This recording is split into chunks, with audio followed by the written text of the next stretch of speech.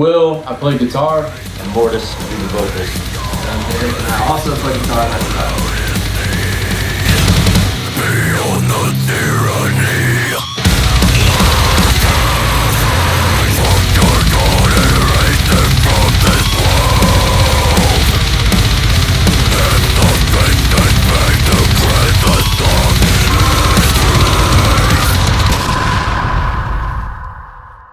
Okay, well, the band name actually came from a previous project, and we were just brainstorming like crazy.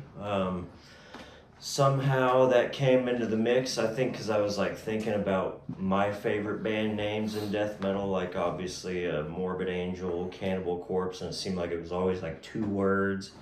And then there was this band, actually Craven Idol even, which I was like, oh man, that is sick. And I think that kind of stuck in the subconscious as well. Yeah, Wretched Idol turned out to, I was just like Googling it, it has that band name been used and it hasn't been. So luckily we're able to use it. I think Will was pretty into it and yeah, here we are. Yeah, fuck yeah, dude. So Unholy was actually recorded approximately like 2 years ago. We had most of the songs that were actually done in reference to that album, and we're kind of waiting for the best way to make the production and the mastering and mixing and everything else. And obviously money was a little bit tight because this isn't like our full-time ordeal. So with that, we ended up actually seeing a pretty mass exodus of a lot of individuals for personal reasons. And me and Tyler came together and we were like, you know what, like we had to keep the torch on this one. So through everything, we made it. So the guitars and drums that are written on that album actually came from myself. Everything as far as the vocals was recorded by Mortis and his wife in their home studio. And then the bass was actually outsourced to Ryan Burton. Fucking hails to Ryan Burton, dude. He's a sick bassist that plays for a band called Flowers Hades. And he just absolutely annihilated. And we actually mixed and mastered with Lachlan Pickford, who did that out of New Zealand. He reached out to us and everything just fit really well. A lot of fun, but a lot of blood, sweat, and tears too. I mean, I had a really hard time recording myself, and it was very new to me, and I felt like I had to relearn how to do a lot of my screams, especially the lower register, because I just wasn't happy with it. But ultimately, I think we got it down, and we have a good record on our hands. What do you got, Tyler? I think that we kind of like, especially with Unholy, tended to steer towards the more satanic kind of stuff too. And at first it seemed like, oh, maybe it's kind of old hat and we shouldn't beat this dead horse. But at the same time, it's like, I feel like it was really important in my own spiritual development, and obviously yours. Probably yours too, if I had to guess, to some degree. Rebellion. Yeah, so I think it's cool to be able to carry that torch a little bit and maybe bring it to the youth. I think that it's good to challenge your own personal beliefs, even ours, at all times. That development allows us to mature as individuals and also allows us to see past just kind of the closed-mindedness that can exist on this planet. So I think that the purpose of Unholy is to open the eyes to individuals that maybe haven't heard that message yet. Right. There's adults that still haven't heard it either, and I feel like it's important now, maybe more than ever. So we're happy to carry it. Oh man, the album cover is back in my glory days, still balls to the walls into the satanic shit. That was back in like 2013. What's funny about it is it's actually a Jesus picture from Goodwill that I found, and I intended to desecrate it as you can see. So it kind of gave me the rough outline there, and then I just kind of painted over everything. And I think the end result just fit our music too well, and I'm happy that we got to use it. Initially, when I first made it, I thought it would be great for like a bloodbath album or something. I kind of envisioned that logo right there between his hands, like. But I think our logo looks even better there, so I'm so happy we got to use it. Yeah, that album cover, let me tell you, it causes some fucking controversy. And that's kind of one of those cool ass fucking things about that album cover. And it's, number one, it's true art that was created by our vocalist, and that in itself is fucking amazing. But in addition to that, like it causes people to cringe and to immediate shock value, which I think is like kind of that horror theme that death metal does bring at all times. So it's fucking sick. I love it. Which is funny because you think people would have seen these kind of things by now, but apparently a lot of people haven't. Yeah. Oh man. What you got there? No, it's not. If you have enough drive and motivation, and then a willingness to learn about stuff that's outside of what your craft is. Let's say if your craft is guitar, you have a willingness to learn about, how to make an album, how to get like copies of a CD or a cassette or vinyl, whatever it is made. Like that gives you so much power, and no one else can hold that over you. So the decisions are ultimately up to you. I mean, there's downsides, obviously, like. A certain label might be able to help you market more, push the record more, get it to different places, and those things are important. As long as you find something that works for you, I think. We haven't had that quite yet, but also even if we don't, I think we have enough of a good team between everybody that's in the band. A lot of different stuff that we're all good at. Some shit we suck at, somebody else in the band is going to be good at, and vice versa. So I think that helps. I was honestly going to say that Belushi is a prime example of a band that doesn't need a label to make something great that can reach a lot of people too. Yeah, and I think that's like true for any music, well, especially heavy music. Mm-hmm. Yeah, there's no barriers, and we've all been doing this long enough. We've been playing metal long enough and listening to it long enough that we know what we want and what we like, and so we just go and fucking try to execute that. And I know the first time it grabbed me, I was already like into metal or metal adjacent things. I know it all started like with Ozzy when I was really little, but that kind of just graduated. I wanted heavier until I was like finally up to like Slipknot and Shadows Fall and stuff like that. And then our friend Nefarious, Lord Abhorrent, coming soon, check him out. He showed me Bloodbath as well, A Resurrection Through Carnage, and I was immediately hooked. I think the song was Like Fire, and it totally took me. And I haven't been able to drop it since, so yeah, amazing album, amazing genre all the way around. Yeah, hell yeah. So for me, I started listening to metal. I was probably getting into like Massachusetts metalcore type shit, like Killswitch, Shadows Fall, Unearth. A lot of the good like thrashy influenced metalcore. And I was in computer class freshman year, and there was motherfuckers in there that were wearing these like brutal ass death metal shirts. And I was like, damn. I was like, this is kind of interesting. And I started hanging out with them. One of them was this dude over here, Will. And he's like, yeah, check this shit out, super brutal, whatever fucking lame shit you're listening to. And the shit was pretty brutal, and it hooked me. Man, there was one night we stayed up all night to download Bloodbath's Unblessing the Purity EP, which is like basically the most perfect fucking 4 songs that you could hear from Death We're Metal. all Bloodbath kids. Yeah, That's so cool. That was a huge part of it. So like, just like connecting with people and like discovering awesome music, and I don't know, it's opened up a whole different world for me, and it is extreme. I mean, it's hard to find music and messages that are more extreme than you can find in death metal. So Yeah, it definitely sticks with you.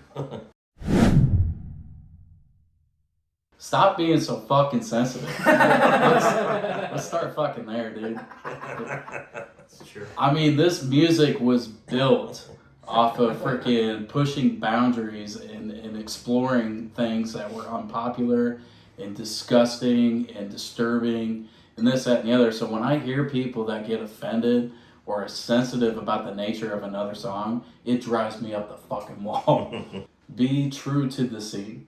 Be true to the scene. Open all avenues of everything. That's my personal perception. So I'm with you there, man. Wholeheartedly. Yeah.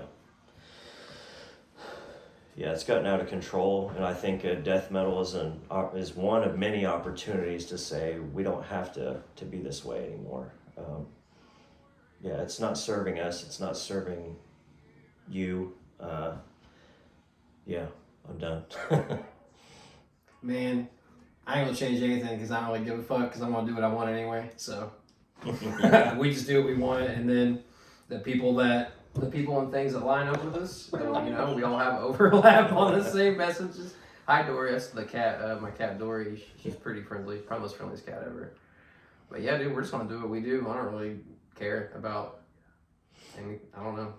I love music, so anything outside of that can fuck off, honestly. Yeah, and anything that's going to take away from just music in its purest form, I think is just a detriment to society.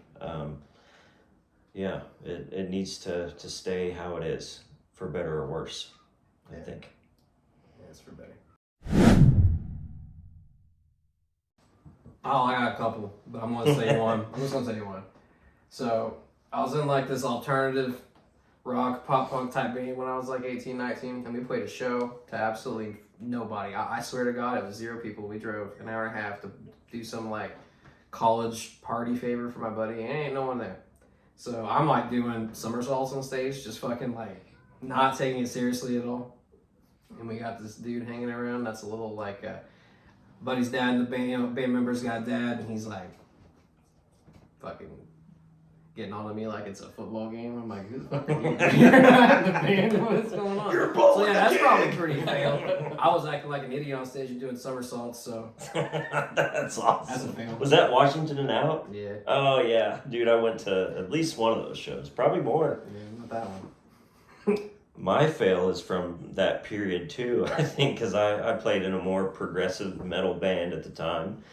And so I was doing kind of the unearth thing where, everybody's jumping around. And I got on one of the amps, I think the bass, like a big bass amp.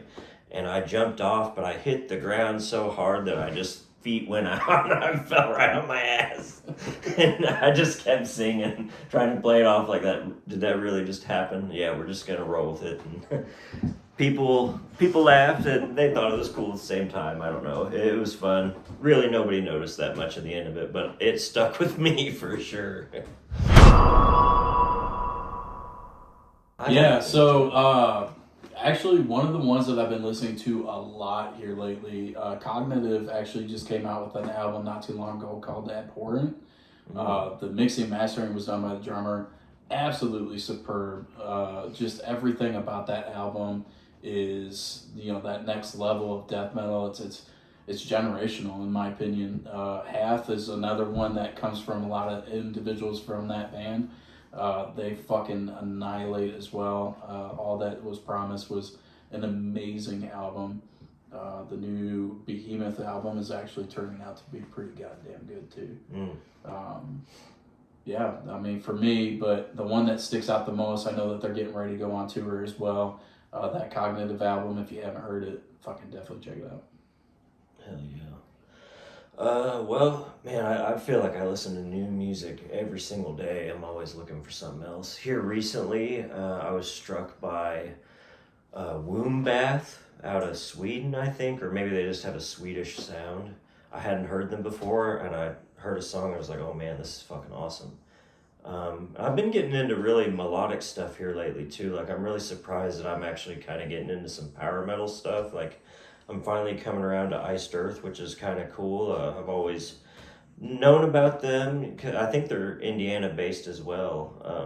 So I'm glad some of that music's finally taken hold, but I've had to come around to it because I always like harsher vocals and, black metal, death metal sort of stuff.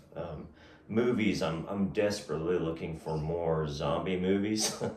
And I'm just not finding them. It's like hard after you get through all the Romero and Fulci stuff to find anything. But I'm still looking. I think I watched like Seoul Shoal Station or something. It's like that Train to Busan. I know what you're trying to say. It's S-E... South Korean capital, yes. So, yeah. Oh, it's Seals, dude. That fucking gets you, baby. Seoul Station. Yeah, It's awesome. Train to Busan. It's like an anime. I don't want to version. sound stupid. It's Soul, right? Is that what it is? I It's honestly pronounced don't Soul, know. yeah. I just Yeah, I read Soul, it. yeah. I don't want to say it and then be wrong, and then be How embarrassing. 2 wrong answers. That's my biggest fail. Oh, fuck. You got anything? Interviews are hard. Yeah. So shit.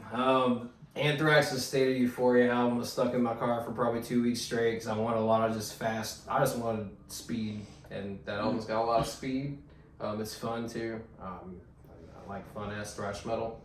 So that's probably the record that's been getting the most of my attention lately. But I know that's not like a new album or anything. But sometimes I discover records I haven't listened to before, and they're old. That was one of them. I love Anthrax too. I skipped over that one.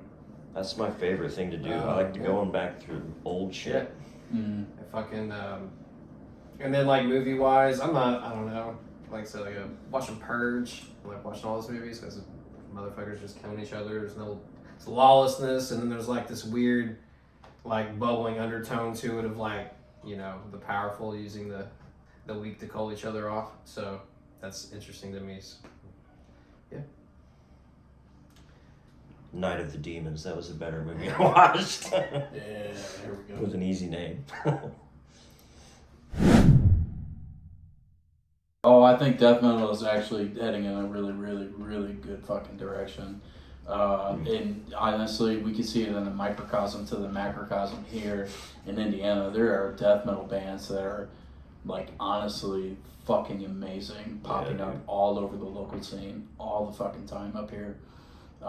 Going down to Kentucky, you got a lot of great bands that are coming out of there. And, you know, to see bands like Gates to Hell on the Nuclear Blast. yeah, but they're also going to be at that concert down in Louisville. Louder Than Life. Louder Than Life. There we go. No shit. Yeah, no Oh, shit. man. Gates to Yeah. Hell is probably, you know, same for like Knock Loose and shit. Like a lot of those Kentucky bands, Louisville area bands like that are. I mean, that's fucking sweet, is it not? Yeah, like, that's it's awesome. to see the smaller bands rising up to kind of take that lead, and it's starting to get into more of a mainstream realm. To be on a tour like Louder Than Life with bands like Evanescence and stuff Yeah. like that, you know what I'm saying? Wow. Like that's insane in my opinion. It So is. it's awesome. I think that we're heading in a really good direction. My apologies, for death metal. Dude, I'm happy for Obscene too out of Indianapolis. They were on a Maryland Death Fest this year, and I'm just like, I'm so bummed that I missed it, but so happy for them that they get to do that. So cool. Yeah.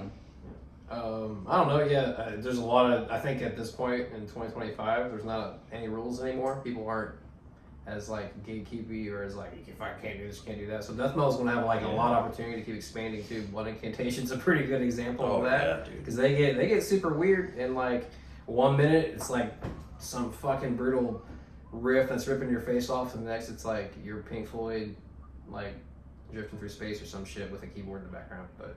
I mean, there's endless possibilities for what death metal or really any metal is going to have because, like I said, and then the internet, that's so crazy because used to like band sounds would be more regional, maybe influenced by who you're around because you don't have the internet. But now there is not that. So you might have some influences in there that otherwise you never would have found. Some obscure thing from like Hungary or something, you know, like so. Yeah. Hell yeah. Yeah, we have a fucking phenomenal We're from scene Indiana. here in Indiana for death metal. Bands like One Body, Six Graves, Flesher. yeah, Grave Ripper. Fuck yeah. Flesher. Yeah. Who else we got over here? We got Obscene. Obscene, is a yeah. perfect example of fucking great music coming out of Indiana. Yeah. Cadavers used to be a band that was fucking slaying. Yeah. Unfortunately, they split up. But I mean, it's on a daily. All the time we're seeing stuff come up, and it's honestly it's inspiring to see some of these bands that get to play and the movement that they get and the energy that comes off of it. Like none of it sounds the same as the other one. It's all unique. So. That's what made death metal so good when it first started too. I mean, Morbid Angel is so different from Deicide, from Cannibal Corpse, from Obituary, from Carcass. They're all so different. And I think that's what's going to make death metal great today. I don't think that I've ever found an album that meets the aggression and like feeling, emotion, and everything else. To me, is Nightmares Made Flesh by Bloodbath. That is literally an album that I'll play from start to finish, and to this day, it comes up on my feed all the time to want to play over and over and over again. It's insane. The vocals that Peter Taggart did on that, and I'm a huge fan of Michael Alkerfeld, but at the same time, Peter Taggart just had so much range in that album, in the recording at that time was absolutely insane, and it's hard to beat it even to this day, in my opinion. So to me, that's the best album as far as death metal is concerned. Oh yeah. What about you? Well, man, you mentioned Bloodbath, and I'm real tempted to say like Resurrection Through Carnage because that was my first. But man, and then of course I want to say Epitaph by Necrophagus, but that was more like if I'm in a techie mood, that's definitely number one. But I think just overall these days, which this is going to be a hot take, but I'm still really into Gateways to Annihilation by Morbid Angel. And I know that's not their most popular one by any means. It's a lot of people have fallen off by that time, but I love it. I think people need to give it another chance. It just has such a huge feel and sound to it. Really a lot of variation in the tempos and everything, and I don't know, it's just really interesting. It takes me to like a different world when I listen to it. Straight up death metal would be Vital Remains to Christianize. So Nice. That's a good one. that whole thing rips. Dave Suzuki playing the drums and lead guitar on that album, and he's like just virtuoso on both, like the speed and ferocity at which he approaches the drum is pretty insane. And in the solos, like a lot of the leads and stuff you don't typically hear in death metal. It's a lot of more neoclassical stuff, you know, probably what you expect from like Ralph Santola or something from Deicide, like a lot more kind of sophisticated, I suppose. So yeah, that shit rips. Hell yeah. I think I've got mine. Send it, dude. So I think this definitely had an influence on our album too, Unholy. Especially with the colors and stuff. Something about that stuck in my mind. But Tomb of the Mutilated by Cannibal Corpse. It's just got everything I want to see in an album cover. It's the first time I saw it too. Like it kind of scared me, which doesn't ever happen. Yeah, that stuck with me. It's really disturbing, and as it's disturbing in multiple ways, and I just love that. And I like I said, I love the colors, like the reds and the blues together with the white, and it just looks so dark and mysterious. I love it. It's got an atmosphere to it. So I'd probably go, my first thought is the Cattle Decapitations, the Anthropocene Extinction. Oh, that's great. It's got like this corroded zombie looking dude on it. And he's like got just a bunch of trash, you know, falling out of like human waste, you know, all the shit that we just throw out because we're wasteful fucking people. But anyway, that record, and then like representative of the themes on that album, which is like super anti-human, very pro Mother Earth kind of shit. Like I dig that. Like the Earth coming back to and take what's hurt us from us. I like it. I would say, and there's not any particular album that I'm thinking, but Immolation has always had some pretty goddamn good album covers. And I remember even as a kid looking at those and just always using them as my wallpaper, just because of how badass they are. So I love that Dawn of Possession one. yeah, With the orange and like the demons and angels fighting.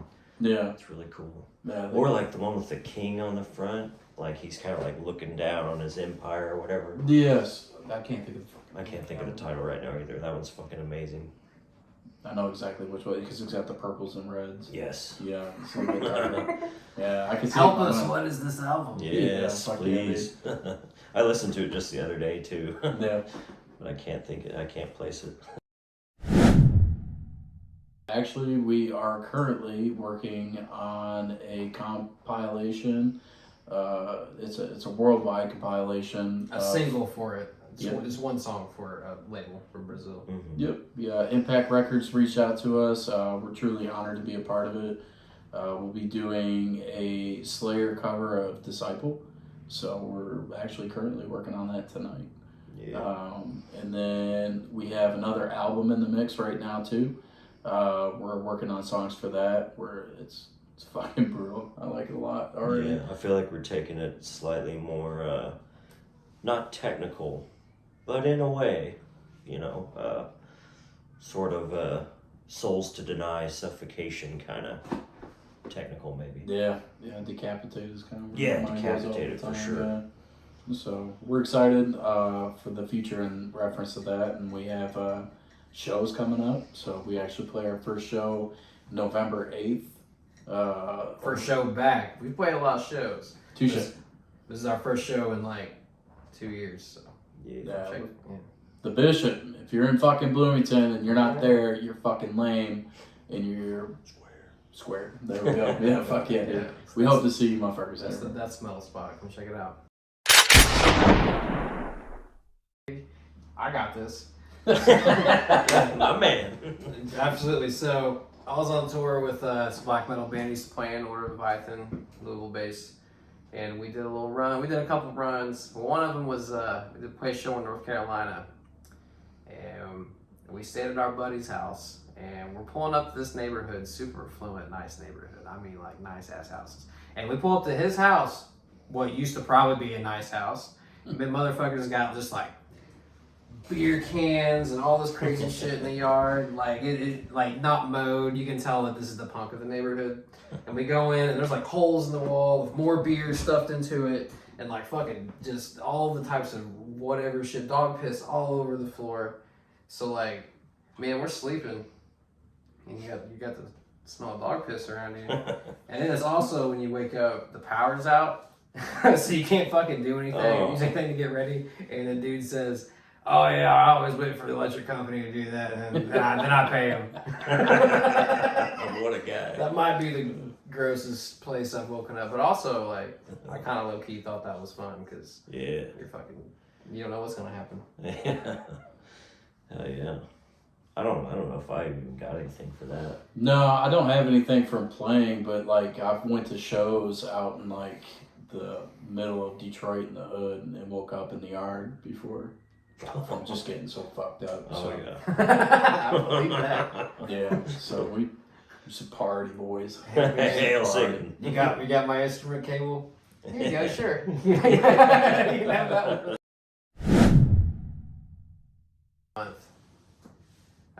Definitely no shower for a week. Like you can get by on that probably, especially if you're touring. I don't think you can get by on no underwear, man. That's Yeah, for a month. That's a way no, dude. longer Yeah. time. It's gonna have some health problems. And that's the worst spot. Like, Yeah, if that ain't good, then you're not good.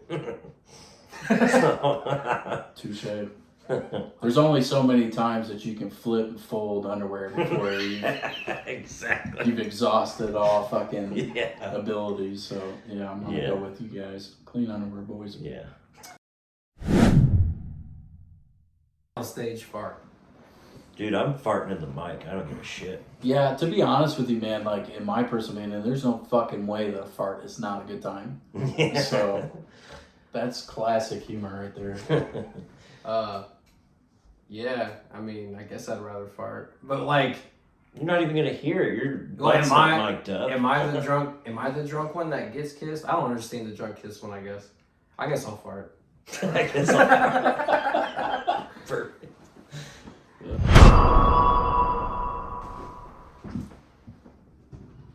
I don't think my wife would appreciate Man, that. that's a hard question for everybody in this band, probably. Well, no, it's pretty easy for Well, me. you know what man. I I'm mean. Not trying to die the next I fucking mean, day, so I'm gonna have to give up the women and end up in the hotel, boys. Yeah, we can So- bunk together. Yeah, I'll pick the 5. I'm too old. I'll pick the 5-star hotel. I'd rather fucking have like a hot tub and then wake up and have like 50 things I can pick for breakfast. That's way more valuable to me than sit on a couch with 3 people I don't know. They're gonna be there anyway in your hot tub, bro. Yeah, and if they No. are fans, I mean, there is that perspective of it too. I'll tell you this: any fan that offers up his couch or her couch during a tour, we'll fucking stay, dude. Oh, I mean that's true. 100%. That's always true. We'll fucking drink with you. We'll have a good ass time. Yeah, just don't be like a serial killer. Yeah, no drunk kisses or farts, dude.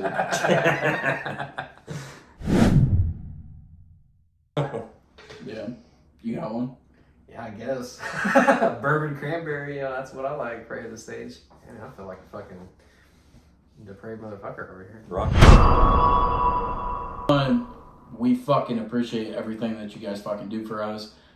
Being a local band, or even if we were ever to make it to some type of mainstream network, we literally will never take you guys for granted. You guys literally support us in everything that we do, and you are the main reason of why we push music in the first place, outside of our own wants and needs from this music and journey that we take. So to you motherfuckers, fucking continue to be brutal, and fucking support your local scene, but also support your mainstream scene as well, because as of right now, everybody's fucking out trying to fucking push the envelope that needs to be pushed. Yeah, man. Hell yeah. We can't do it without you. Thank you. Keep it metal. Yeah, brutal. Alright.